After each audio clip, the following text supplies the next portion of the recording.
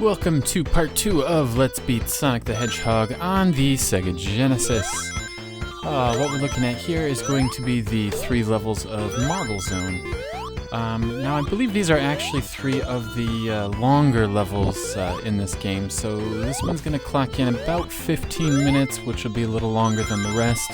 But that's alright. I actually really enjoyed this level, and actually for a long time, this and the first level was probably the main 2 levels I played, lacking the skill to get through the game. I really enjoy the colors in this game, really enjoy the music as well. Both the graphic style here, the way you kind of go underground, the fake transparency on those pillars, which actually look pretty convincing on an old tube TV, with some RCA connections. Even the, not sure what exactly you're going to see on this, since I'm watching it in 60 frames a second, and you'll be watching it in 30 frames a second, but even the shield around Sonic, we can see each of the little pixels that make that up. As a kid, I didn't know anything about transparencies, or even care for that matter. So it's kind of interesting to come back and look at how some of those effects were created. But this level is fairly linear. There is no real path decisions. I believe when we get to the next level, we'll see just a minor division that we can make, but it's actually pretty straightforward compared to the first level, where there's kind of multiple paths and even levels of the other games. And I think that's what makes it so long too, is you just sort of play out the whole entire level. This part right here is actually really annoying. You can see on the edge, not of the platform that we're on, but on the left, it kind of goes, let's see if it happens again. It kind of messes with your jumping, and sometimes you end up in the lava when you don't really want to be. So the first level is complete. I believe we are at 1 Chaos Emerald at the moment, and we are going to get a shot at another one. And here we have the beautiful fake rotation, because the Genesis couldn't rotate. But again, you know, as a kid, you don't really know. As a kid, your mind sees a rotating platform. And in that respect, they've, you know, mission accomplished. Looks well. Really enjoy the backgrounds, actually. I think that might have been spoofed in The Simpsons or something. Like, now we have 3D fish, and I think it's going to bounce into something else here in a few moments. Let's take a moment to actually talk about the level. So, unlike the other maze, this one just sort of is a big, giant open area, and you don't have to go through a maze to find anything. The emerald is just there in the middle for you, but you can see if you get off track, you get bounced all the way to the edge of the level, which makes it very difficult, especially since this is moving quite quickly. You don't seem to be finding any of the, yeah, you see there I just hit an up, and don't seem to be finding any downs. And also looking at this, oh, there we go. So we got our second Chaos Emerald, which I believe you will see nothing right now, but when it stops flickering, we should see 2. And I'm not sure how we earned to continue either. Do we see it? There it is. We saw a brief glimpse of 2 emeralds. So right here, where I'm about to jump right there, it kind of lifts up a little bit, and if you don't have any momentum, it really messes with your jumping. See, unlike right there, where it just sort of goes flat. So again, start up top, moving down below, we got all the lava. This is, I also enjoyed a lot as a child as well, being able to interact with the environment, being able to, you know, push those blocks and get something accomplished. Lots of secret areas as well, little nooks and crannies. Really what I'm trying to do here is get as many lives as I can, just in case things go bad. Towards the end of the game, there's some levels I'm less than familiar with, some bosses whose patterns I don't really have memorized. And looks like we're at 6 lives right now. I apologize, I can't actually see how many lives I have. I have the recording light of this software blocking how many lives I have. So stuff like this used to trip me up, those little spikes, but if you're just patient. Curious to kind of see a speed run, because I'm sure there's a pattern you can just go through this at Mach speed. Like here, I'm sure you could cheat, or just jump in the lava and grab a ring before you lose invincibility. Those little guys. Really Kind of been revisiting a lot of these games, you know, that I've played dozens of times since I've got some new capture hardware. Just to kind of see all the detail and all the pixels I might not have ever really seen before. Now that we have, you know, high definition flat panel monitors. And I believe, I can't remember here, I think I'm actually going to end up doing this quite a few times. Like I said, these levels are actually really, really slow. They just kind of move linearly. There's no loop-loops or anything like that. Just barely escaped there. So here's a secret area on this map. Get ourselves another Sonic. And unfortunately, we have to ride this thing, although it moves a little faster, all the way to the other side of the lava pit, and then come back all the way around. Which seems kind of like bad level design, if I'm honest. Perhaps they could have done that a different way. But the controls here, that's one of the things I wanted to hit on in this game, are how amazing these 2D controls are. I just got done playing through the original Super Mario Land on the Nintendo Game Boy, and I fought the controls a lot. I died a lot because I would just tap the left and my character would immediately fall up. See, I missed it. Would immediately, you know, move way too many steps or pixels to the right, and, you know, it would screw my game up. Where Sonic is absolutely, it controls absolutely perfect. The momentum that he has, the Genesis D-pad, the level design, the very forgiving collision detection, just really adds up into one of the reasons why this game was so good, and why this series used to be, you know, more popular than Mario, more popular than Ronald McDonald and Santa Claus and everything else. So there we go.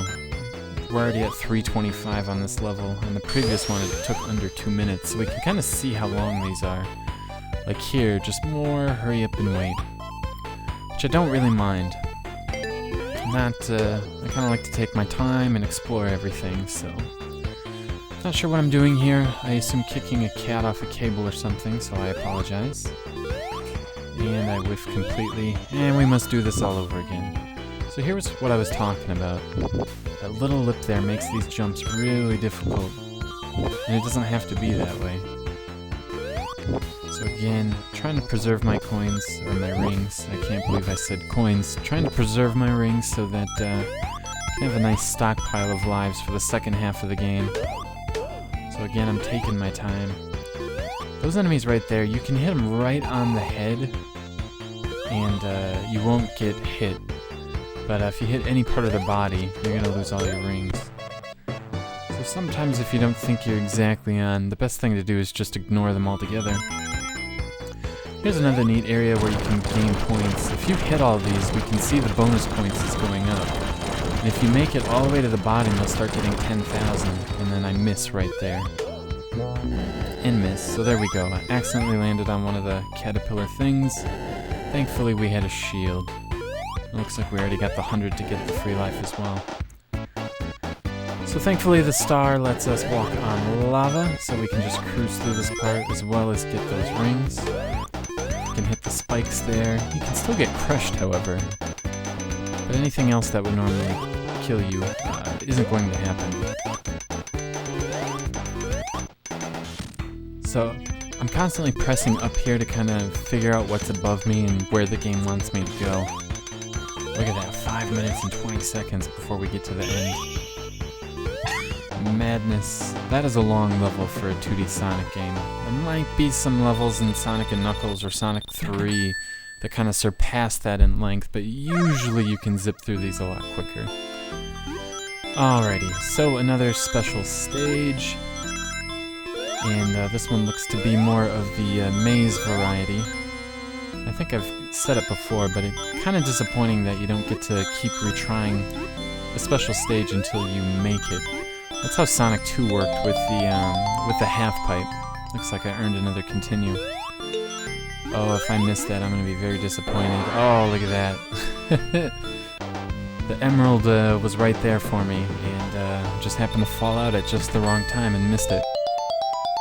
So we're still at 2 with our goal being 7 as we move on to the final stage here, final act of Marble Zone. So this, of course, the third stage. That means at the end here, instead of an opportunity for a special stage, we'll fight Eggman. And then that will conclude the video. So here we have the only alternate path in this, in Marble Zone here. Took a little dive down here and made our way to the left. We could have went forward a little more and took an alternate path. I always go this way. I'm not sure if it's faster or just force of habit. But that's the way I go. And here, this is kind of an awkward part, because there's no spin dash in here, so you kind of have to get a running start and then make your way through there. There are compilations, gosh, probably every compilation of Sonic. I believe the spin dash might have been added. I can't remember. It's kind of irrelevant though, it's not important in this game. It just makes the game a little bit easier. Maybe some of the other Sonic games it's more of a necessity to make it through, but this part always confuses me as well. I usually want to jump there, which is wrong. You either need to jump to the left or wait for that second wave and get up here. And at this point, actually the two paths have already converged here. So again, I'm looking up just to figure out where I'm supposed to go. More of these flames. I don't know why I'm being so cautious there either. So here, if you do it right, you can just walk. Oh, and I miss and lose all my rings. Alrighty. So I'm not really sure what else to say about this, actually. This is the third time recording this commentary. It's why it's not out yet. I actually have done this twice now, and I just didn't really have anything to say, and I wasn't happy with the product. But we've only got 3 minutes left, so I think we'll be able to make it. So again, the shield is saving my bacon there. I have some pretty decent platforming here, where you really kind of have to be on it. And I believe at the end of the level, I won't make a mistake, but if you do, you'll end up repeating some of the same parts over and over. So we're going to just touch both of those platforms so that we can make it to the, make it past there without having to jump in the lava. Both of those are actually important. There we go, and that's why. And got more of those things. Playing this game, and playing when I was younger, really, I did not have any idea the Genesis usually sounded awful. Like, listen to that chain clanking noise. I mean, that sounds absolutely perfect. Sounds like a chain. The music is absolutely amazing. Those beautiful horn sounds. I was also playing Super Circuit, Mario Kart Super Circuit on the Game Boy Advance yesterday. Trying to get an A rank on all of those levels, so maybe at some point we'll be able to do a review of that. But I believe the Game Boy Advance uses... I don't think it uses samples. I think it's actually FM generated sound. Maybe I'll have to take another look at that. But the soundtrack really reminded me of the Sonic titles where the Genesis is actually making the music. And with the right composer, with the right tools, it sounds absolutely amazing. None of the over-reverb, over-processed, pre-sampled sounds. And, God, there's other games like that sound this good too, like Ristar and Rocket Knight Adventure sounds especially good. Dynamite Heady, Gunstar Heroes, all sound really amazing. So, a lot of us just had no idea the Genesis was so lacking, but I guess we didn't buy Madden games or other crappy games made by EA or American developers of that era. We did not know what we were missing. So, I believe we're coming up on the final boss here. There it is. There's that lip I don't want to jump off of. Oh, just barely made it. Now, I find the bosses in this game actually to be quite easy. The patterns are all very simple. And this one's going to be no exception. Just going to be a basic, bonk them a couple times if you can, once or twice, jump to the other side, and wash, rinse, repeat. There's really nothing to it, as you'll see here. Hit him once, hit him twice, jump across, hit him once, hit him twice, jump across. Very, very simple. So he's defeated and then somehow still drops rings. Which at that point I'm worried that I'm gonna die. So I jump in the air and everything is just fine. So that's gonna conclude part 2 of Let's Beat Sonic the Hedgehog 1. Stay tuned for part 3. We'll take a look at Pinball Springs. Thanks for watching.